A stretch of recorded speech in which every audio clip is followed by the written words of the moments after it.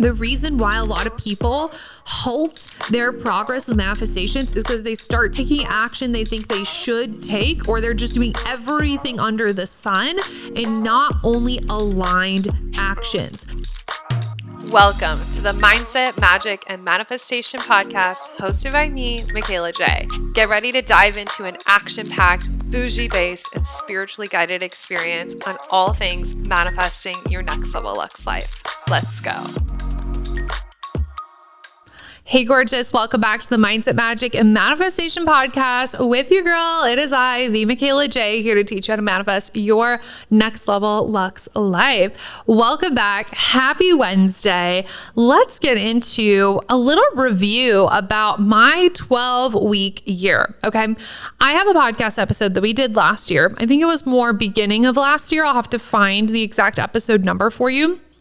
But I talked about 90-day manifestations. And this concept is something that I got from a mentor about setting 90-day goals. And I turned it into, of course, my own MJ Secret Sauce 90-day manifestations. And the concept is setting a 90-day manifestation will really help you stretch out the goal. And it really helps you have more time to continue to build more belief and build more confidence through consistent action, right? Because you have 3 months to achieve this manifestation.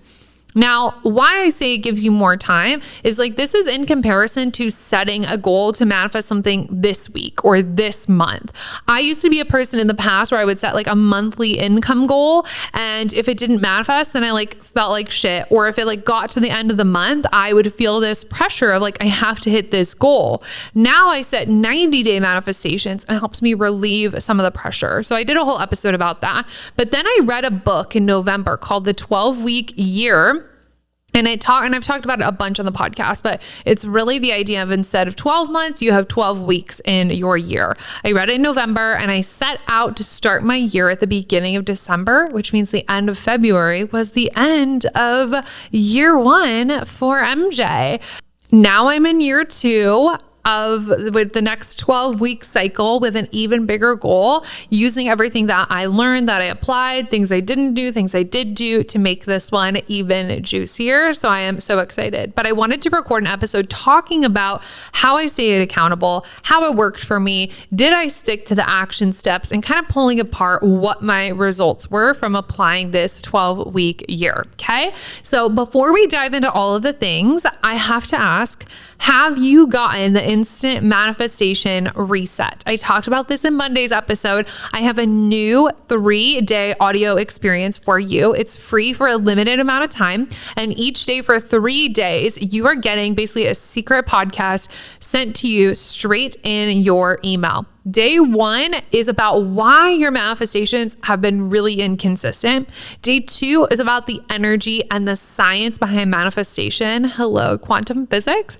And day 3 is all about collapsing time around your goals. And so honestly, the way I like to think about collapsing time around my goals is what do I think I could do in a year? And how can I do that in 90 days? That's the collapsing time manifestation vibe we've got going on. Okay. The instant manifestation reset is a way to rewire your mindset for faster and easier manifestations. So make sure that you've signed up for that. All you got to do is put in your name and your email, the links in the show notes. If you can't find it for whatever reason, just shoot me a message over on Instagram and I'm going to make sure you get your booty in because it is so juicy. So let's talk about my 12-week year. For the 12-week year, you can set one goal, you can set multiple goals that you are focusing on for the 12 weeks. I chose to set one specific goal, and it was an income goal of an amount of money I wanted to make in 3 months. After all 12 weeks, I made it 80% of the way to my goal, which I would say is pretty fucking epic because you go into the 12-week year making your goal a stretch, but not something that feels impossible, not something that's going to knock you out where you're there's no way this is going to happen. Why am I even doing this, right? Nothing that's going to take you there. So it was already a stretch goal. And then to hit 80% of that, I was fuck Yes. So one thing that I'm doing for this next 12-week year is I'm making the stretch goal even bigger because my mindset's always let me kind of fail forward. I don't really resonate with the concept of failure, but let me fall forward. Let me set a big goal and fall short, but at least I set a big goal rather than something predictable. And then I wouldn't have taken the same batshit crazy action because I would have just taken predictable action and I would have gotten predictable results. So now for my next 12-week year, I'm setting an even bigger goal. Honestly, I'm literally doubling the goal that I did last time because I'm like, cool, if I stretch to hit 80%, if I double that and I even hit 60% of that, I'm going to be super fucking happy because I'm already going to hit that stretch goal and then some.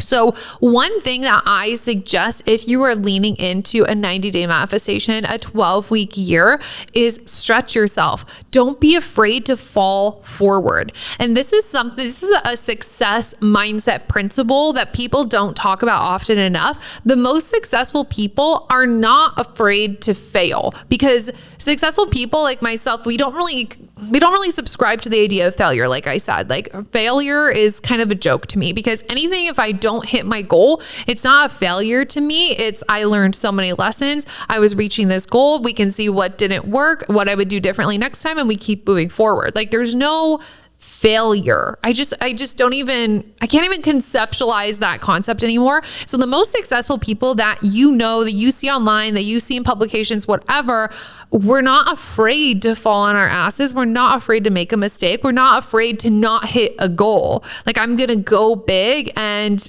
if I hit 80% like I did, I'm totally happy with that because I went big. All right.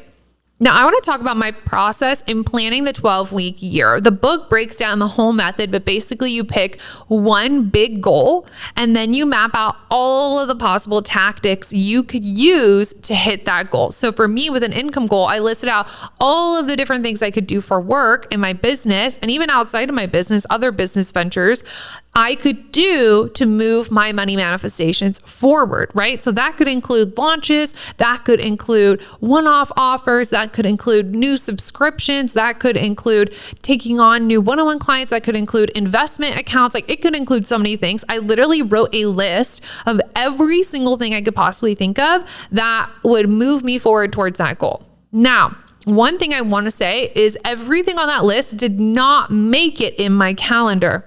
Because what I did after that is I chose select tactics that I was going to use to tackle this goal for the year, to tackle this manifestation. I went through my list and I asked myself, this is where we bring in the energy work, the mindset work. Like what out of this list feels the most expansive, the most fun, what feels easy, what feels exciting?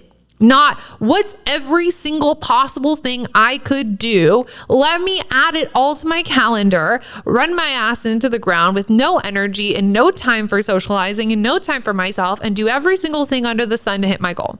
That's not what I did. I said, hey bitch, what sounds the most fun to you? What sounds exciting? What's something you haven't done in a while that maybe you want to bring back? Like what are these different things that we could do that feel fun? The reason why a lot of people halt their progress with manifestations is because they start taking action they think they should take, or they're just doing everything under the sun and not only aligned actions. The actions that you take that are aligned or inspired actions are going to take you so much further. Okay. So I wrote down all the possible ways and then I chose select tactics I was going to apply to my goal. So again, not everything made it in the calendar, but at least I have all of the options in front of me. And it's cool because I kept all those options. So now planning my second 12-week year, I can go back through and say, hey, are any of these that didn't make the list before something I want to do now? Or is there anything that made the list that I don't want to do anymore? And you can audit from there. Okay. After I picked my tactics, I mapped out what I would be doing each month. So I did like a little overview. So it was like December, I'm going to do blah, blah, blah. January is going to be blah, blah, blah, blah. And February is going to be blah, blah, and maybe blah, right? Like I mapped out a general idea. From there, I literally wrote down every single week what exactly I was going to do. Week 1, boom, boom, boom. And I did it all in the notes section of my phone in one night. Okay. Planning does not need to take you hours. You don't need a whole week to plan. Get on the fucking treadmill and map out the next 12 weeks. 45 minutes later, you got in a great walk, you got in your steps, and you have a game plan for the next 3 months. Literally, it's that simple. Don't overcomplicate it, okay? I did it all in the notes section of my phone. So with each of the week's tactics, I did with the little bubble list. That way, when I completed that task for the week, I could check mark it off, all right? With the tasks that I was doing on a weekly basis, I also set non-negotiables that I wanted to be doing daily, okay? Because I didn't want to make a list of every single day of the next 12 weeks. I wanted to map out what were the main actions for the week and then what are my like daily non-negotiables. So let's say for you, if your 12-week goal has to do with fitness, maybe your daily non-negotiables are 10K steps, a gallon of water, taking your vitamins, right? Like you'll have a daily non-negotiable list, getting 8 hours of sleep, whatever. But maybe week 1, your action steps are do 3 lifts in the gym, 1 Pilates class, 1 cardio day, right? And then week 2, it's like, let's do hot yoga, 4 lifts, 2 cardio days, right? So that's where you're going to specify, but you don't need to put the daily things in there every single day and map that out forever and ever and ever when you can just list it at the top. At least that's how I did it. Okay. So all in one night in like a 45-minute session, I mapped out my entire 3 months. From there, I put that shit in the calendar. You already know I'm a Google Calendar girly all of the way. I will live, ride, and die by Google Calendar. Google Calendar, please sponsor me. Like, I love you. I have you color coded. You're amazing. You keep my life together. I even put in driving times. Like, I'm a psycho. Okay. So I put it into my calendar. This was the best thing that I did, because when it comes to creating a plan that's going to span over a couple of months, it is so easy. And I've definitely been at fault for this before, to write down all of your plans and write down all of your ideas in a notebook and literally never look at it ever again. Have you ever done that? Okay.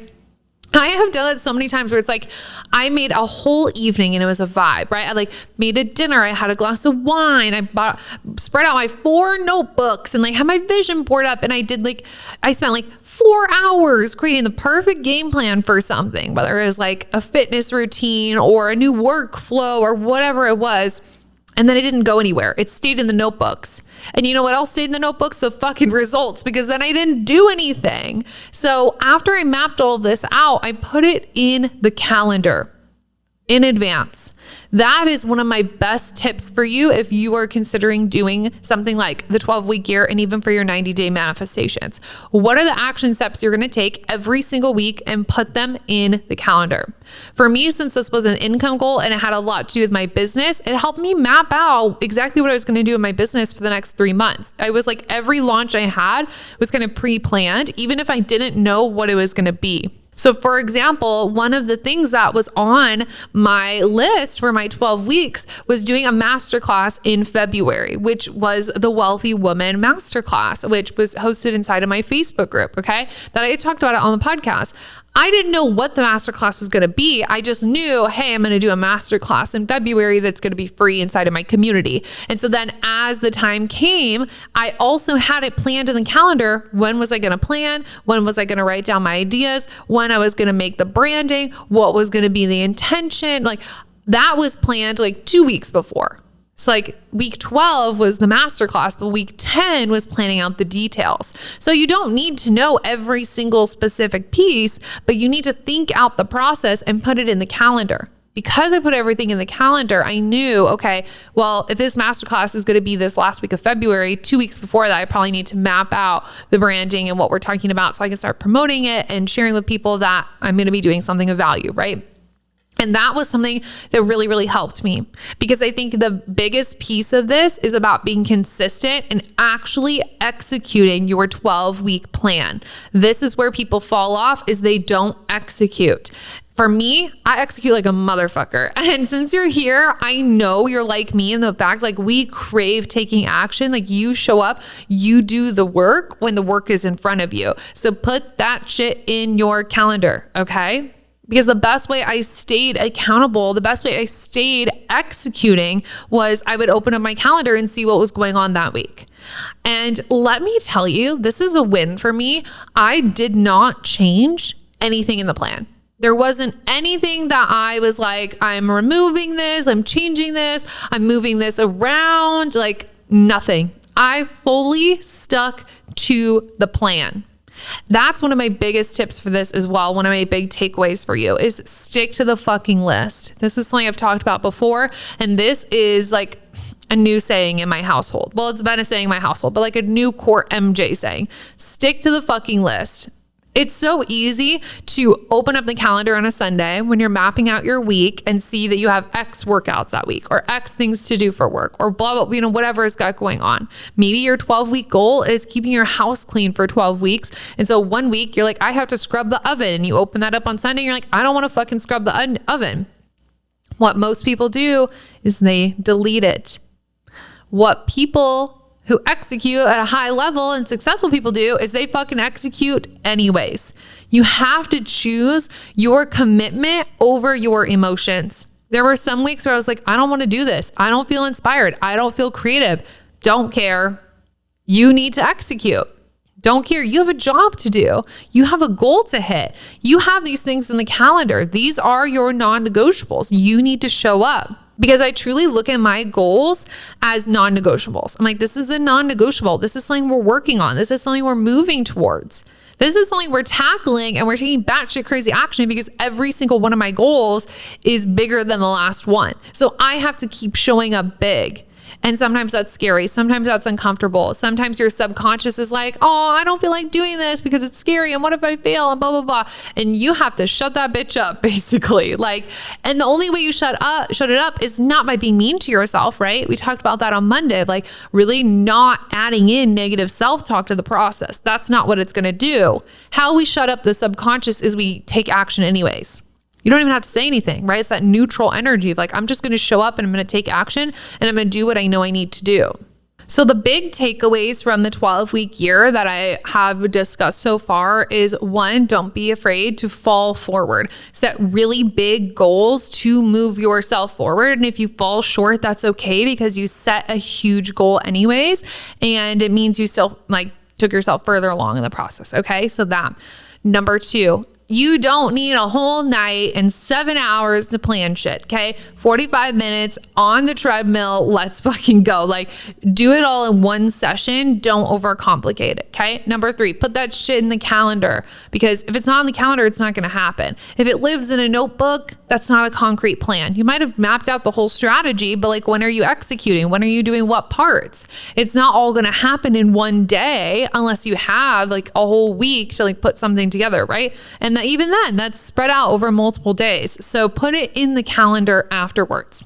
The next thing that I had to adapt and really learn and audit during this process is what was taking up a lot of my time and my energy. Because when you are hyper focused on your goal, anything that's taking up your time, anything that's taking up your energy, that is draining you, that doesn't feel like it's adding to your life, has to fucking go. Because when you are setting this big, audacious goal that is probably a little uncomfortable, everything in your subconscious is going to want to fight against that. That's where we have to lean into, again, choose your commitment over your emotions. When you have things that are draining your energy, it becomes the perfect excuse to not execute. It's like, oh, well, I just hung out with this friend who's super draining and now I'm home and I'm supposed to do this thing for my 12-week year, but I just like literally don't have the energy, right?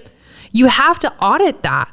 For me, it was like almost auditing things draining my energy week by week, but definitely monthly. And so it's like, great, if that friend is draining you, don't hang out with them as much. You can't afford to have your energy drained in that way. You've got big goals that are your responsibility. You've got big goals that are non-negotiables for you. You have to start treating them as such. So I had to take a good look at where was I wasting energy. And one thing that I talked about in the podcast recently was how I realized I had this pattern where I was reaching for distractions a lot. That was my thing. I was like, okay, well, let me distract myself here. Let me distract myself there. And like, well, let me do this. And let me, you know what? I know I'm focused on this right now, but like, let me plan this trip. And it's like, no, I had to snap myself back because I realized where I was losing a lot of energy and a lot of like power and momentum in my day was task switching. So now I've changed my calendar around where it's like I'm batching audios all in one day. I'm batching like videos in one day. I'm batching calls on a certain day, batching things. So my brain's not like, okay, let me podcast, and okay, let me write an email, and okay, let me plan this trip, and okay, now I need to do this over here, and okay, let me check in here. Like, task switching was draining so much of my energy. And that was something that I didn't really realize until I was in it, which is an important point in and of itself. Like, when you're actually in the process of creating your manifestations, that's when you're going to see the little tweaks you can be making to up-level your life. You're not going to notice these things when you're just doing the same humdrum, regular schmegular shit. When I'm going after a big goal, that's where it becomes apparent where my micro tweaks are that I could be optimizing my life, my energy, and my manifestations. When you're making these tweaks, it's going to become very apparent to you as well of what's working, what's not working, and what's producing results. So this is actually the kind of the best part of the 12-week year for me, because once you're finished, you get to review the entire process and you have your whole game plan in your notes of your phone. So you can look at, okay, I did this that week and I got that done super fast. And I noticed that's when I tweaked my schedule. So I got so much done this week. Oh, and I did this thing over here that actually didn't really work. Why didn't that work, right? So you can look back and have a comprehensive review of what worked and why, what didn't work and why, what was going on during that time. Oftentimes we set a monthly goal and we're just kind of like winging it week by week, day by day. And at the end of the month, like, let's say you don't hit the income goal. You're like, fuck, I either didn't do enough or what I did wasn't good. And you didn't have a comprehensive plan. So you really don't know what to review. And what I noticed and reviewing after the 12-week year is like the weeks that I really like took my time on things and was super thoughtful and like really strategic and really intentionally did things and set things up were the weeks, the months that I was hitting the biggest strides. Anything I was throwing together or I felt like I had added on too much to my plate or I created a denser timeline. Like, let's say I was planning a free event and I was doing the branding and the details and the opt-in page and the emails and all of my notes and setting up the Facebook group and doing the promotion all in like 3 hours, like really condensing it and kind of shoving it together as quickly as I could because I had other things going on. That didn't perform as well as the things that I took my time with, I put my energy into. And so now I get to take that into my next 12-week year and think like, okay, great. I don't have to do as much. I can be super intentional and super thoughtful about the things that I am doing. And that's actually going to bring me bigger results. I only know that now because I had a comprehensive plan that I could then go back and review. Which brings me to another point of something that I didn't do throughout this process. That I don't know. I wouldn't say I don't know if it works or doesn't work for me because I didn't do it. So I don't know. Maybe I'll do that this time. Is in the book, they recommend every 3 weeks, you check in on your goals. Like you have like a little review. And I had written that down of the dates to review, but I just didn't do them because I'm not like a review during the process kind of girl. I'm a review afterwards. And let me tell you why. I believe in sticking to your manifestation all of the way through, like full out in the last minute when you think nothing's going to happen, a miracle can come through. So for me, I don't really resonate with auditing things and reviewing every 2 weeks or 3 weeks or whatever, because in my mind, I'm like, well, a miracle could literally happen fucking tomorrow. And here I am sitting down, changing course because I'm just supposed to review at this time. The idea just doesn't really resonate with me, but after I have the whole picture and I've completed the 12 weeks, I can sit down and review and think what worked, what didn't. I will say, I think the review aspect is more for a person that struggles with execution, like for somebody that needs to be held accountable or they don't stay consistent or they're not executing. Like I'm the person that if it's in the calendar, it's getting done. If I say I'm going to do it, I'm going to get it done. So I don't really need that as much, but the book does suggest it. So maybe this time around, I will do the reviews every 3 weeks. That way I can report back of what I liked and how that worked for me. But I can say that's one thing that I didn't do from the process. Overall, I really enjoyed doing the 12-week year. I liked that I had planned it all in like a 45-minute session, put it in the calendar and executed. When I was like in the midst of it, I literally not once thought about changing the plan. Like I was fully committed. And this is kind of the same mindset I have when I do 75 hard. It's like, I chose to do 75 hard, so I'm doing 75 hard. Like it's not really a challenge. It's not, can I make it all the way through? It's, I decided I'm doing this, so I'm going to do it all the way to the end. So when you're doing something like this, or even 75 hard, it's a perfect example. Like you need to fully be in that commitment mindset. I think this really worked well for me because I love to plan, but I got to plan in a way that was efficient, that was action oriented, that was results driven, and then went into the calendar for me to execute. And I love executing. I love taking action. It just like really hypes me up. Like taking action builds my belief in myself, and it builds my belief in my manifestations. And the days that I didn't feel like it, I remind myself, stick to the fucking list. You have to choose your commitment over your current emotional state. You have to choose your desires, your manifestations. These are your non-negotiables. These are your responsibilities. And having that pep talk with myself in a really uplifting way and not in a degrading way of like, you've got this, you can do this, you can show up. I know you don't feel like it today. I know you don't, I know you're tired. I know you're this, I know you're that. I see that. You're kicking ass anyways. Imagine how good you're going to feel when you get these things done on a day that you're super tired, on a day that you don't feel like it, on a travel day. Like when you still execute anyways, it boosts your confidence even more. I'm so excited to do another round of the 12 weeks because again, like if I hit 80% of my goal this time, if I hit 80% of my next goal, like I'm probably going to pee my pants. Like that's going to be actually fucking insane because I literally set an insane goal. And I'm not afraid to fall on my face. I'm not afraid to fall forward. I'd rather fall forward than stay stagnant, wobbling back and forth, you know?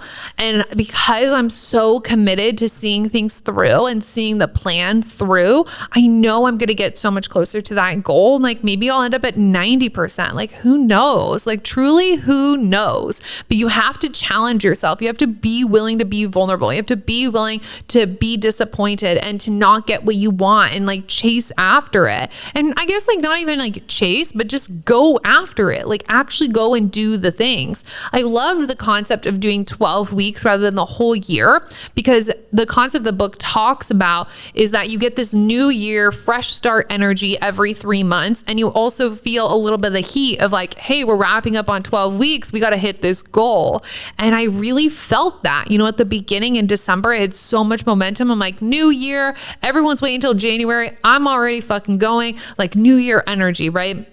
And when I was in the middle of it, I'm like, oh shit, I only have 6 weeks left. Like we got to keep it going. And towards the end, I'm like, oh my God, I'm on fire. Like I'm crushing this. And then you're seeing week after week after week, all of the things you're accomplishing. You're like, let's keep going. Let's keep doing this. This feels amazing. I'm executing in a way I've never have before. I'm learning what works for me more than ever before. I'm seeing where things are taking up my time, taking up my energy that I can shift moving forward. Like it keeps that momentum going just because of the duration and how the game plan is created. So, and now that it's March and I'm starting my next year, I'm like, great. Well, everybody's still in 2025. I'm mentally in 2026. Like, let's fucking go, you know?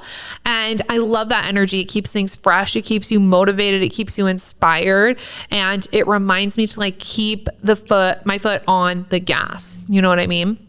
So this was more of like a rambly, ranty episode, but I've talked so much about the 12-week year. I wanted to do an episode where I just kind of like brain dumped my thoughts for you on where I ended up with my goal. I hit 80%, which I am so proud of. Next time 100% would be fucking amazing. But honestly, if I don't even hit 100, I don't care because the goal is literally that big, you guys. So I wanted to give you a progress report on the year, what went well, what I didn't do from the book. I didn't do the reviews, and the things that I learned, like the time management, scheduling it in the calendar, so many good lessons and takeaways. If you're listening on Spotify, you can comment on this episode, and I would love to hear what questions you have about the 12-week year or even 90-day manifestations. And if you've ever done a 12-week year, or if you're thinking about doing it moving forward, I think it's such a great idea. I think it's such a great way to keep up your energy throughout the year and keep your manifestations super fresh. Okay. Plus, if you want to kind of spring clean your mind with me, make sure you snag the instant manifestation reset, because we'll reset our mindsets and then hop into our next 12-week year. Remember, that's free for a limited time. The link is in the show notes for you for my 3-day audio series on why you're manifesting inconsistently, the science and energetics behind manifestation, and how to collapse time so you can set 12-month goals and accomplish them in 3 months, in my version of a 12-week year. Okay. Thanks for listening to me. I'll ramble about my goals and ramble about the 90-day manifestations. I can't wait to hear from you in the comments about if you're doing a 12-week year or what else you want to know. And I will talk to you next week. Bye.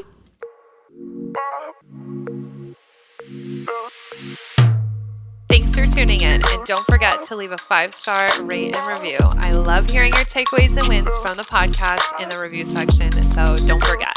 Love you so much. Talk to you soon. Bye.